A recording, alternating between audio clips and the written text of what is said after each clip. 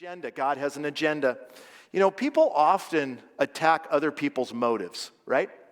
I know why you're really doing that. I always smile when people say something like that. How many of you do things and you have no idea why you did them? I mean, seriously.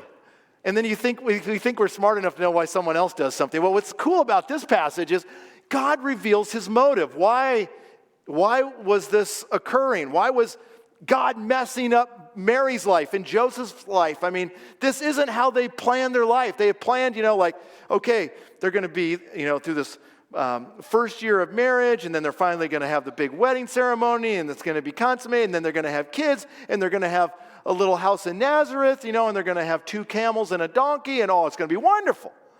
And God's messing all of that up. Well, God had a mission.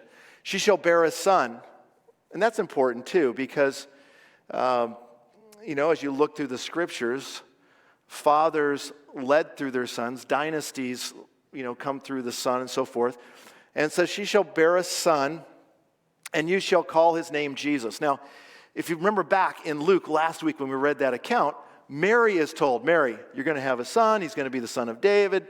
This is all done by God himself overshadowing you, and you shall name him Jesus. So not only is Mary told that, now Joseph is told that. You say, well, why is that important? Because in the culture of that time, the father gets to pick the name, right? So God himself is sending the angel to deliver, by the way, you're naming my kid Jesus.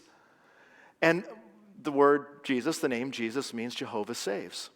And that's the reason you have this dependent clause that follows it. You shall call him Jesus. Why? For he will save his people from their sins. So there's the mission. There's the ambition. This is why it is so the opposite of the marketing techniques of the day. The marketing techniques of our day is to extract something from you at Christmas time. The intention of God is to give you something, and that is the forgiveness of sins. That's what Christmas, clear agenda from God, is all about.